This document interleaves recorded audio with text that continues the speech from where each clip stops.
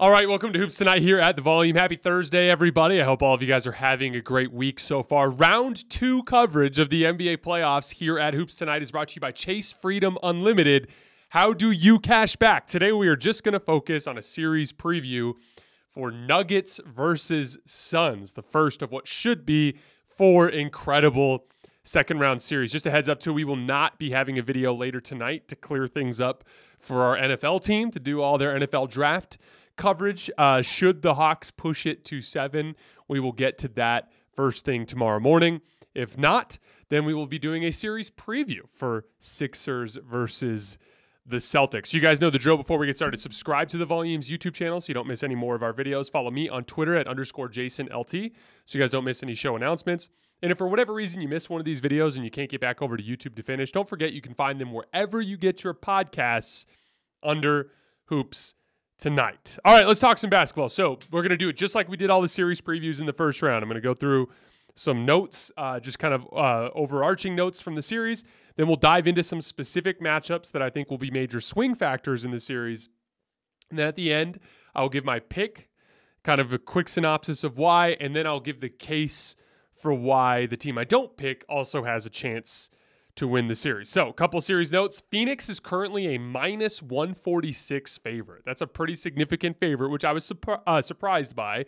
Before diving into the series this morning, I was really kind of thinking very much coin flip. And to be honest, even after everything I dove into, I still view it pretty close to a coin flip. So, obviously, even though I don't think Phoenix should be considered an underdog or anything, simply from the standpoint of gambling odds, Denver getting positive odds is definitely an interesting betting opportunity. The season series is 2-2. 2 Denver wins before the trade deadline and 2 Suns wins after the deadline. Almost all the games are completely useless. One of the games before the deadline, nobody played. Both of the games after the deadline, nobody for Denver played. And the one game where mostly everybody played was on Christmas Day. But a couple things that make it useless. First of all, that was before the deadline, so it's Mikal Bridges there. And then Devin Booker ended up leaving in the first quarter with, I believe, was a groin injury. But there was some stuff I could get there defensively, particularly with the way that the Suns tried to guard Denver. Not a perfect set of film, but there was a little bit of stuff in there that we could take as some value, but not a ton to garner from the season series. A couple of key matchups. Here we go.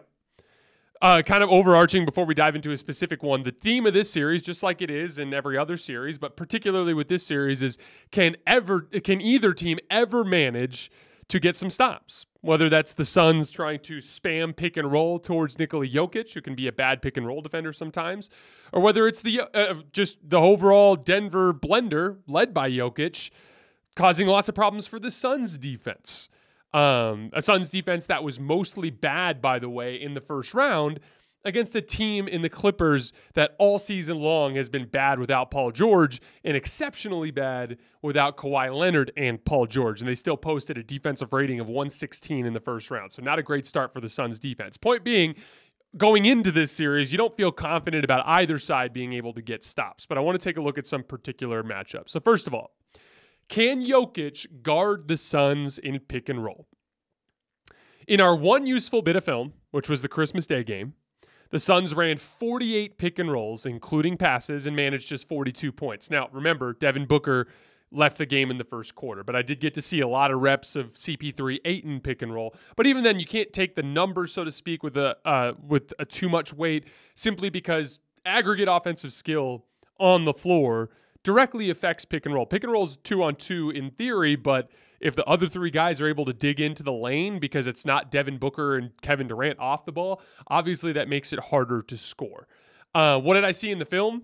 Nikola Jokic was in a deep drop, and Chris Paul was mostly getting wide open 15-footer type pull-up jump shots in the mid-range.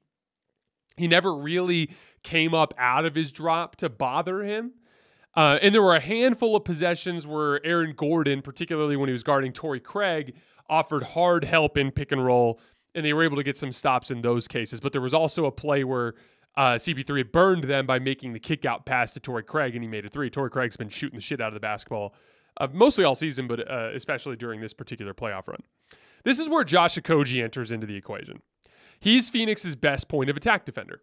He barely played in the first 2 Clippers games because they needed Torrey Craig to guard Kawhi. As a matter of fact, in the first 2 games, he combined to play just 21 minutes. Josh Okogie did.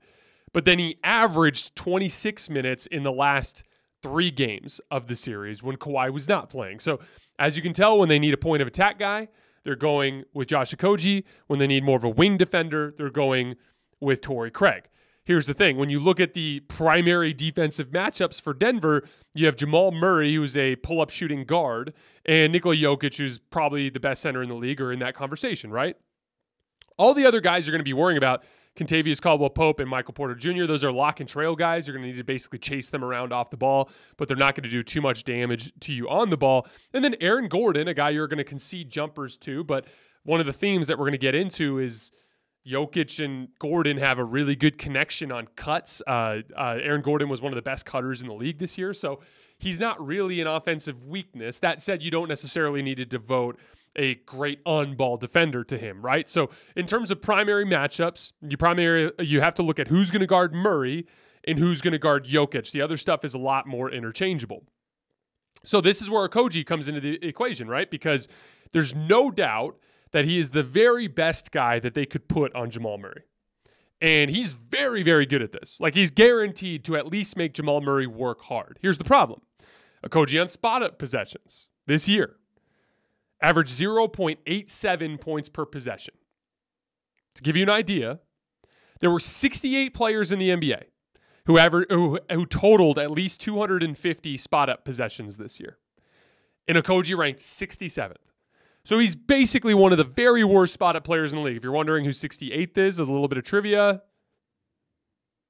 John Collins from the Atlanta Hawks was the only player who converted spot-up possessions at a lower clip. But Josh Okogie is one of the worst spot-up shooters in the league. And again, that's spot-up possession, so that includes attacking closeouts too. And that's the problem for Phoenix, is they're going to go with Okogie most likely, because you need to have somebody that makes Jamal Murray work hard. But as a result, you're putting one of the worst players in the league in a spot-up position. And that will give Denver the ability to help off from that position. So that's where, and by the way, in just this postseason, those numbers I gave you were from the regular season. In this postseason against the Clippers, Okogie logged 8 spot-up possessions and scored just 6 points, which is 0.75 points per possession, which is even below where he was in the regular season. So I expect them to try 2 different strategies to slow down the Suns' pick and roll. To start games, and for the majority of possessions, I expect them to put one of Michael Porter Jr. or Aaron Gordon on Josh Okogie and just ignore him and defend those pick and rolls 3-on-2. Now, the question becomes who guards Kevin Durant between Michael Porter Jr. and Aaron Gordon, but we're going to get to that in a little bit when we talk about the Suns or when we talk about the Kevin Durant isolation situation. Right now, I want to focus on pick and roll. So one of those 2 is going to have to guard and help. That allows Nikola Jokic to come higher out of his drop. So imagine Josh Okogie is in the corner in this pick and roll. And let's just say, for the sake of argument, that Michael Porter Jr. is guarding him because Aaron Gordon's on KD somewhere. As Chris Paul is coming off of that ball screen and Ayton's rolling to the basket, now Jokic can come higher out of his drop to contest those pull-up jump shots because he knows he's got Michael Porter Jr. to tag the roller, which will at least slow Ayton down long enough for Jokic to get back after the pass is made and to dissuade that shot and probably force it back out to Okogie. They could also do something even more aggressive, and the Lakers used to do this a lot in their pick and roll coverages, but they would have, the roll man. They would have the screen defender stay with the roll man. So you could have Jokic just basically trail Ayton on his roll into the basket and have Michael Porter Jr., whoever the helper is, be the guy who comes up and dissuades that pull-up jump shot. But then he's really out of position to close out if he needs to, so I don't expect them to do too much of that. I expect them to help on the roll man and have Jokic come further out of the drop. Now, I also expect them to especially in late game situations, kind of like teams used to do to Russell Westbrook, and also in short burst situations when they just want to disrupt rhythm, don't be surprised if you see a lot of Nikola Jokic on Josh Okogie. Because again, if he can't shoot the 3 and if he's going to attack the closeout right into his defender, now Jokic can basically sit under the basket and you can ask Michael Porter Jr. or whoever it is that's guarding or whoever it is that you don't have guarding KD, to basically be more aggressive in your pick and roll coverage. And who cares about the roll man, because Jokic is just waiting under the rim because he doesn't have to guard Josh Okogie. Those are the two different kind of like things that I expect them to consider trying to do to slow down Phoenix's pick and roll. And that puts Phoenix in a predicament because they can either keep their best point of attack defender on the floor at the expense of their offense, or they can go with Craig, who, by the way, shot the shit out of the basketball in round one. He had 27 points on 16 spot-up possessions. He was great in the regular season, too. He's just a really good catch-and-shoot three-point shooter. But then you run into the predicament where you either have to ask Torrey Craig to take a primary on-ball, like a point-of-attack assignment like Jamal Murray, which I'm not sure if he'd be able to navigate screens as well, or you need some sort of magical resurgence from Chris Paul to take a point-of-attack role, or you need to ask Devin Booker, who's been your best offensive player in the first round, to take a huge defensive assignment, which can wear out his leg. So that specific Josh Okogie balance there for the Suns on offense, I think my guess is that they're going to go with Okogie a lot and just make that trade-off, but that's going to give Denver a much better chance to slow down the Phoenix pick and roll. That chess match is going to be a defining matchup in this series, is that Phoenix pick and roll stuff. Secondly, can the Nuggets guard Kevin Durant? As I predicted when the trade was first made, the Suns are primarily using Kevin Durant off the ball. I thought it was part selflessness from KD, just wanting to kind of plug himself in, and it's kind of part of his reputation, too, to be a very easy plug-and-play star. In the first round in particular, they went heavy on Devin Booker and Chris Paul. To give you an idea, the Suns ran 200 pick and rolls in the first round, and KD only ran 46 of them. So he's initiating their pick and roll offense less than 1/4 of the time. Now, I disagree with that strategy. I thought, and here's why, because KD's just drawing multiple defenders every time. And Devin Booker is getting to operate against more traditional like drop coverage looks, right? And Devin Booker's just shooting so well that it's working fine under the current situation. I just think there's an even higher ceiling to unlock by using KD. We saw that with Brooklyn. When you spam Kevin Durant pick and roll, teams inevitably trap him because he's so damn good with his pull-up jump shot. He literally shoots like 55% on pull-up jump shots. Now you're running 4-on-3s. And for Brooklyn, it was working running 4-on-3s with inferior players compared to the Suns group. Imagine running 4-on-3s with Ayton, Booker, and CP3, So again, it goes against the point, but I would hope that eventually, especially if they run into some trouble in this series, and late, if they fall down 2-1 or 3-2, I would hope that they eventually make the adjustment to go to more KD. But I expect certainly at the beginning of the series for them to run things heavily through Chris Paul and Devin Booker. And that means that most of Kevin Durant's possessions are going to be off ball, in transition, spot up possessions, cutting, things like that. About half of his offense in the first round was off the ball. And again, the Clippers were throwing the kitchen sink at him, which was a big part of why he kind of took on that decoy role. But the point is that KD's going to end up taking the backseat. As a matter of fact, CP3 and Book took 188 shots against the Clippers, and KD took just 85. Again, Chris Paul and Devin Booker combined to take more than twice as many shots as Kevin Durant. That's the current dynamic in the Suns offense. I have an idea for how I think the Nuggets should guard KD. Now, what do I expect them to do? I expect them to put Aaron Gordon on him. It's just the conventional wisdom. Aaron Gordon's your best wing defender. He can play physical. He can contest shots. He can make Kevin Durant work. But here's the way I look at it. If KD's usage is going to be so low, and obviously like KD's going to score more points per possession against a guy like Michael Porter Jr. than he is against Aaron Gordon. That goes without saying. Michael Porter Jr. is not the same type of defender. But if KD's not going to be very aggressive, a gap in 1.2 points per possession and 1.0 points per possession manifested over 10 possessions, what's that, 2 points? Like that's not that much, unless they actually started spamming that action and going to KD every time, which they just haven't done in this postseason. So what I would do is I would actually put Michael Porter Jr. on Kevin Durant, knowing that they're just not going to go to him very much. And then Aaron Gordon, who's a much better athlete and a much bigger, stronger player who's a great help defender, he can then be the guy that you put on Josh Okogie and have him basically defend all the Suns pick and rolls 3-on-2. Given the simple fact that the Suns are just going to run a lot more pick and roll through Booker and Paul in this series, I think you stand to gain more by lessening points per possession there with Aaron Gordon and help and using Michael Porter Jr. on KD. Now, as the series progresses, Or hell, if it's game one and it's the third quarter and KD scores in the post on Michael Porter Jr. 3 possessions in a row, and there needs to be an adjustment made, yeah, you can make that adjustment. But as long as the Suns continue to run their offense through Paul and Booker, I would be hesitant to waste Aaron Gordon in an on-ball defensive role, especially with how good KD converts spot-up possessions. So that's something that I'd like to see them try. But that said, I do expect them to use Aaron Gordon. And again, it's conventional wisdom, and that's the direction I think they're going to go. So my point is, kind of zooming out from that specific matchup, at least through the regular season and through the first round, the Suns have been hesitant to make KD the focal point. So he's going to get his 28 points per game efficiently just on the handful of ISOs he's going to run, on the handful of pick and rolls he's going to run, on all the spot-up possessions and cuts and off-screen possessions and things like that. He's going to get his 28, but he's not going to go get 40 because that's just not the way that the Suns are running their offense. So kind of accept that for what it is and try to focus on slowing down Devin Booker, Chris Paul, and Ayton in those pick and rolls.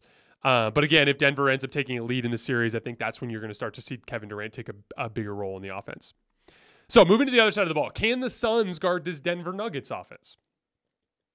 Obviously, Denver, in that Christmas Day game, you have to account for the fact that Devin Booker left the game early. He left it in the first quarter. That said, Denver absolutely butchered Phoenix's defense in that game. They notched a 122 defensive rating. Jokic went for 41 points and 15 assists.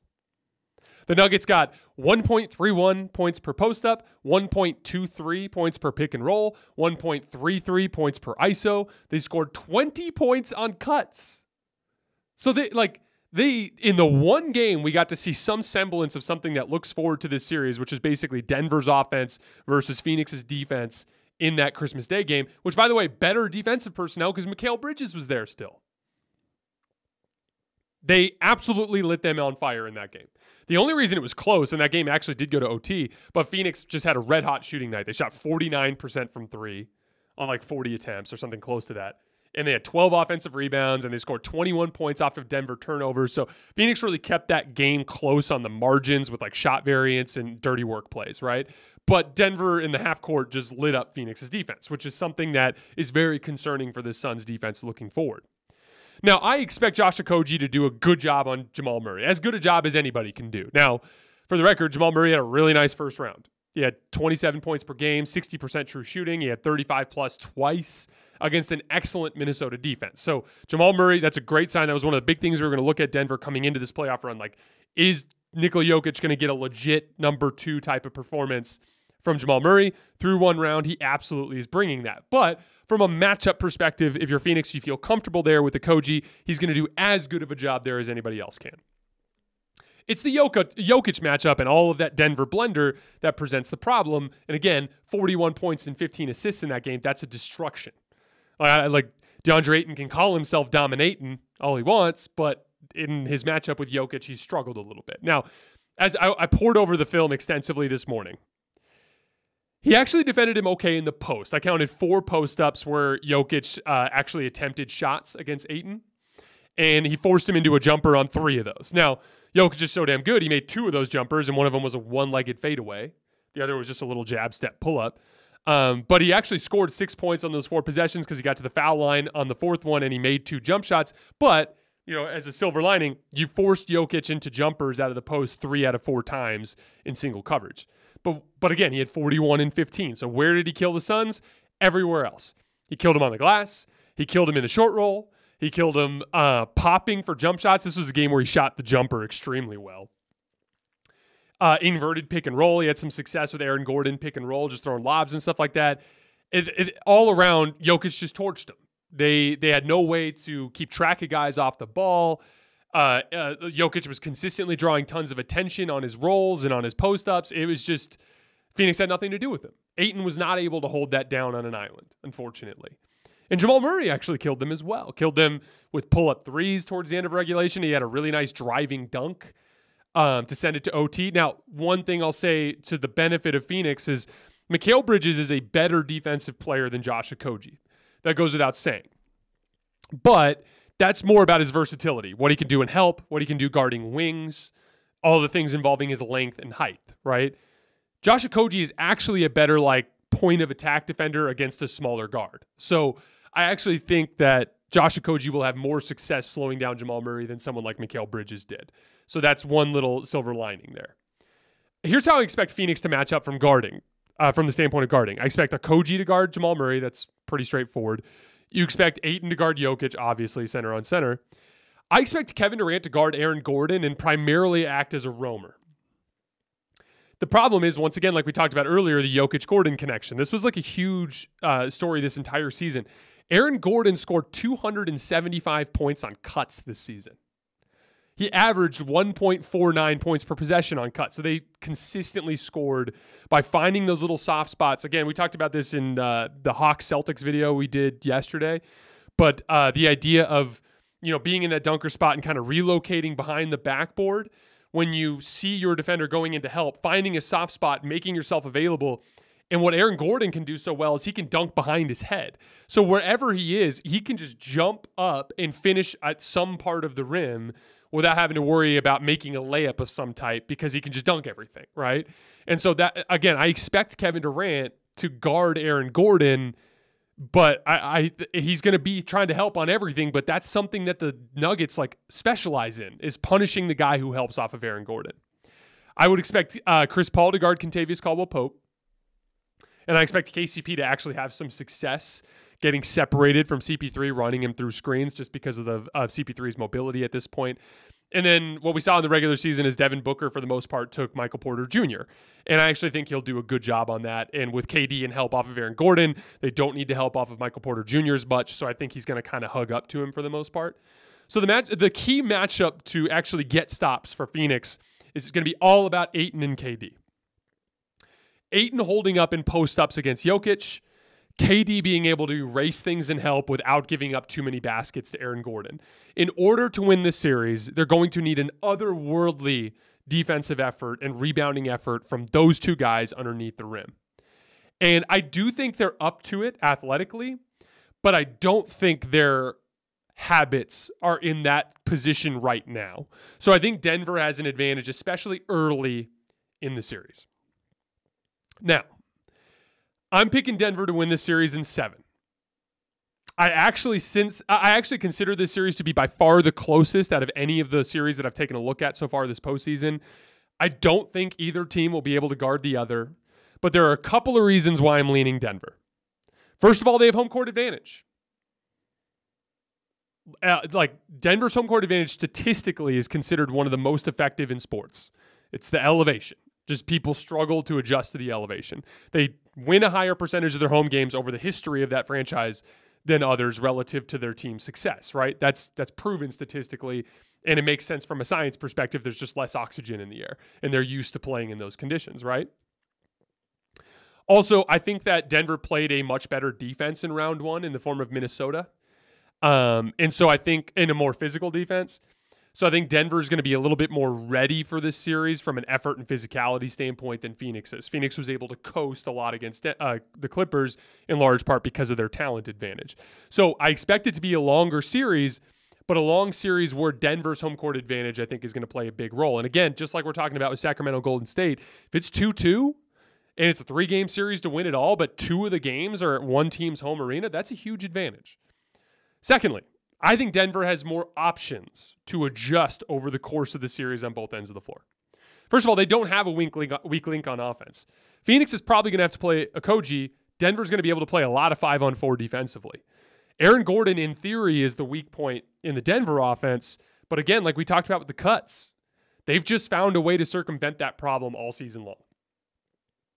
They also just have more ways to attack offensively. They do not rely on pull-up jump shooting. As a matter of fact, Denver was 18th in pull-up jump shooting frequency this year. The Suns, post-trade deadline, were number 1 in pull-up jump shots taken per game by a mile. They attempted 35 per game. Second place only attempted 31. Denver only takes 23.6. So just like when the Clippers beat the Suns in Game 1, they were relying heavily on pull-up jump shooting, and the Suns were cold in that game. I expect there to be 1 or 2 games in the series that the Suns lose just simply because they go cold on what is one of the most difficult shots in basketball, a pull-up jump shot. So given all of those factors and with how close I view this series, I'm leaning towards, I'm going to pick Denver to win this series in 7 games. Now here's Phoenix's path to victory. They need to get a good offensive series out of Josh Okogie. Just needs to knock down more threes than usual and attack closeouts well. Devin Booker, in the event that Josh Okogie's offense becomes too big of a problem, their next best option to slow down and get key stops, especially at the end of games, Devin Booker, who I think is a good point of attack defender when he's engaged, might have to consider taking the Jamal Murray assignment. That's going to be like their major adjustment they might have to make if the Josh Okogie problem becomes an issue. Kevin Durant and DeAndre Ayton need to be absolute monsters around the rim on both ends of the floor as defenders and rebounders. And then they absolutely need to consistently knock down their pull-up jump shots because that's what their offense relies on. If they do all of those things and they get enough stops, they have a chance. I do think that a good indicator for Phoenix would be stealing one of the first 2 games in Denver. I just think if Denver goes up 2-0, it's going to be way too hard for them to win 4 out of 5, especially with 2 more games in Denver. All right, Denver in 7. That's all we have for today, guys. Like I said, we're going to be taking tonight off to free things up for our NFL draft crew. And if the Hawks win tonight, we'll have a video tomorrow no matter what. It'll either be in the morning. It'll either be breaking down that game as we head into a game 7 for Hawks Celtics, or it'll be a series preview for Celtics Sixers. As always, I appreciate you guys, and I'll see you next time.